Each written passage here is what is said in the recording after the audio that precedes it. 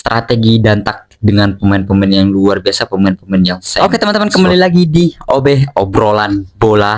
Kali ini di Piala Dunia quarter final ini sangat-sangat mengagumkan bagi kalian mungkin ya. Ini sangat laga-laga besar, sangat-sangat mungkin match-match yang kalian tunggu, apalagi match-match besar.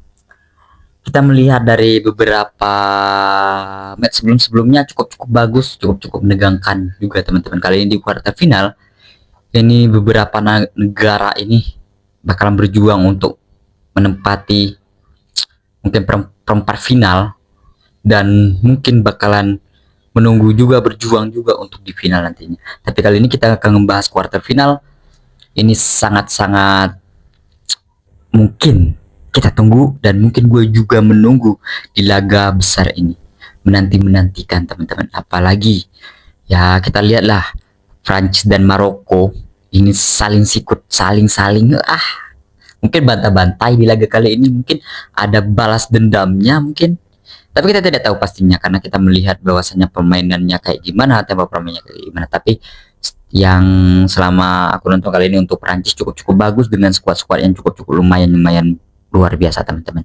Apalagi di depan dengan Dembele, Mbappe, Olise, dan Barcola, mungkin untuk bisa lah ngasih perlawanan lebih, atau mungkin bisa untuk menekan lebih jauh dari Maroko. Dan beberapa match ini kayaknya Prancis cukup bagus juga, tidak mengalami kekalahan juga. Prancis cukup apik juga teman-teman.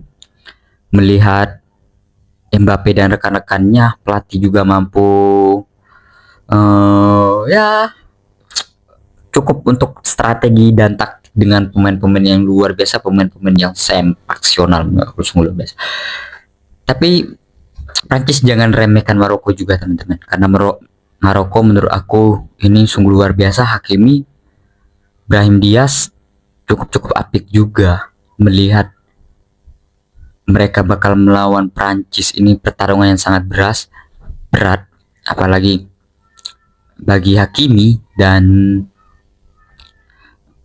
lebih waspadalah, wanti-wanti, karena Prancis ini permainannya, strateginya dan taktiknya, apalagi para pemain-pemainnya juga cukup luar biasa. Melihat dari lini depan lah, nggak usah kita jujur, lihat dari lini depan untuk Maroko ya cukup untuk waspada. Menurut aku cukup harus waspada, dan Maroko cukup harus untuk berhati-hati dengan lini depan Prancis yang sungguh menakjubkan, apalagi Hakimi dan lain-lainnya juga teman-teman. Nah, ya mungkin bisa lah Maroko untuk menekan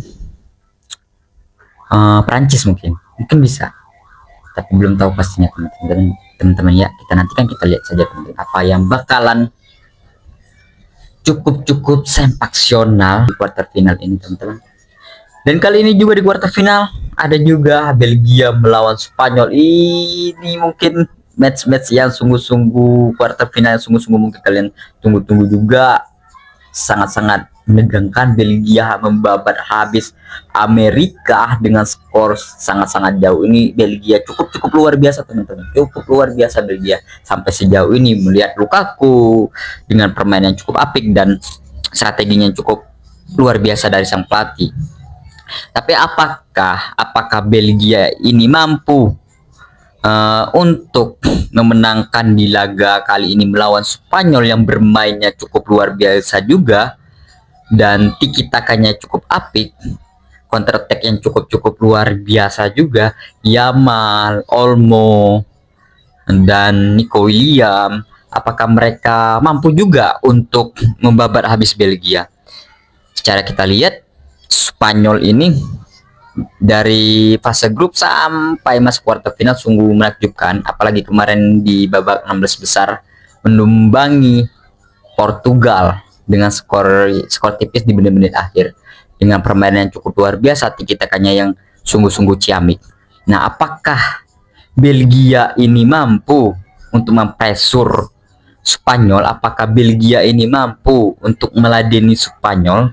Belum tahu pastinya teman-teman, karena melihat Belgia melawan Amerika di match terakhir juga menurut aku sungguh apik, sungguh luar biasa, bantai-bantai Amerika. Apalagi Spanyol yang menurut aku sungguh menakjubkan untuk menekan Portugal dengan skuad-skuad yang menurut aku cukup mewah. Portugal bisa Spanyol bisa mengalahkan Portugal dengan skor yang ya skor 1-0 nih. Dan ini yang bakal kita nantikan teman-teman. Dan kali ini Norwegia teman-teman. Norwegia match Norwegia sungguh-sungguh luar biasa, sungguh-sungguh menakjubkan. Wow, Haaland dan rekan-rekan lainnya sungguh-sungguh luar biasa teman-teman. Karena gue melihat Haaland kali ini masuk di quarter final, bakalan wow, apakah bakalan bisa untuk di perempat final nantinya, apakah bisa juga untuk menjuarai, kita nantikan, kita lihat saja lah. Tapi ketika melawan Brazil kemarin teman-teman, melawan Brazil sungguh-sungguh menakjubkan, dan sungguh-sungguh luar biasa. Haaland menciptakan 2 gol juga sekaligus untuk membecundangi Carlo Ancelotti dan Brazil.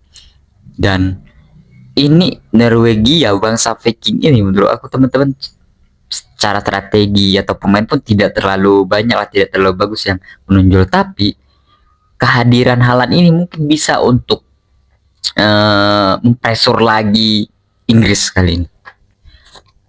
Mungkin bisa juga mempecundangi Inggris. Kita tidak tahu teman-teman. Sedangkan Brazil aja banyak pemain top bisa dipecundangi, apalagi Inggris kan.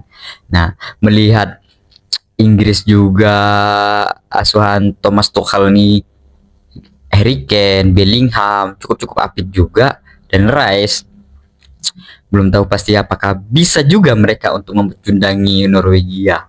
Karena mereka harus waspada sama Haaland kali ini kawan-kawan, harus waspada menurut aku, harus waspada dengan Haaland. Haaland hati-hati, itu bahaya.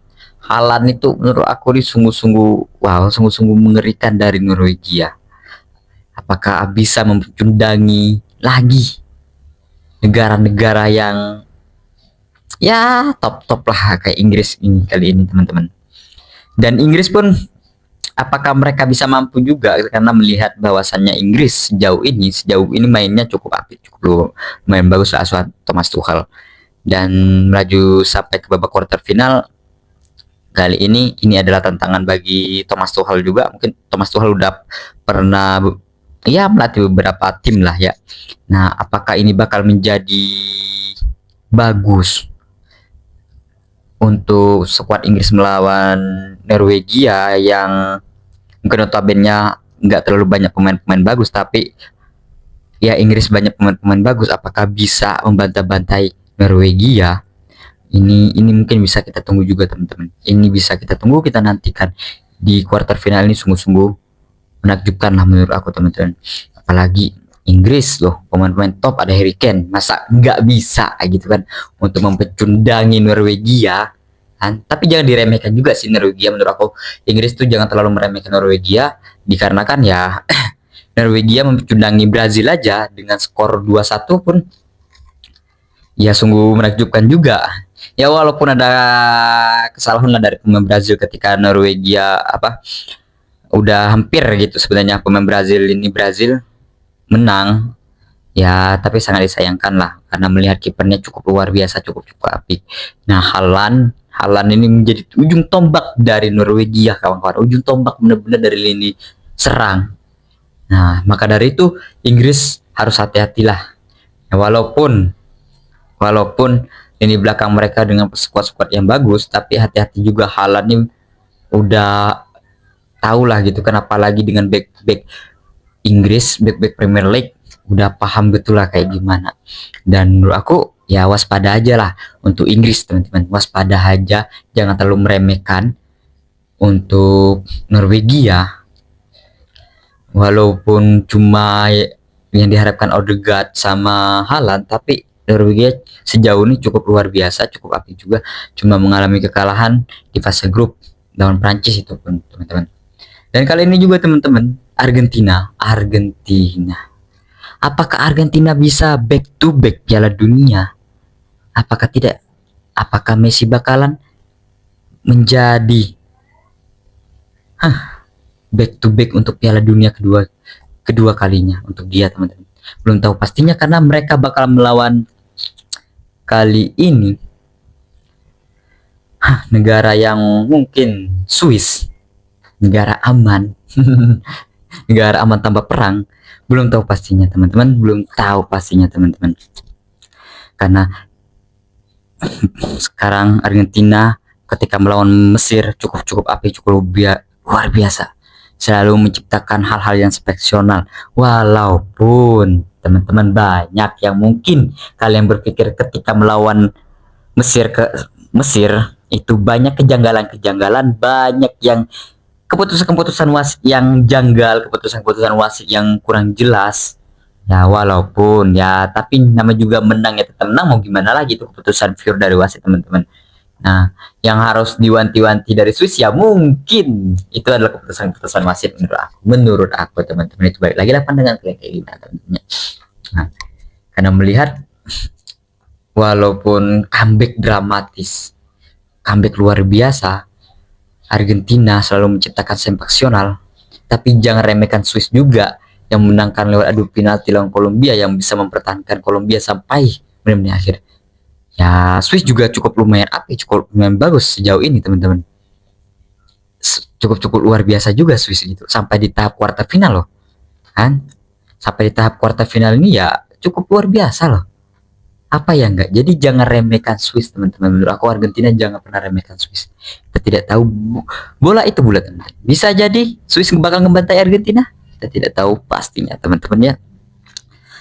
Nah, mungkin sampai sini aja teman-teman ngobrolan kita. Nah, menurut dari kalian teman-teman di kuarter final ini, apakah ini match paling seru apa tidak? Coba kalian komen. Dan apakah negara-negara kalian ini bakalan melaju ke semifinal? Coba kalian komen di kolom komentar. Oke teman-teman. Nah jangan lupa buat teman-teman yang belum subscribe, di subscribe dulu channel. Mungkin sampai sini aja. Sampai jumpa.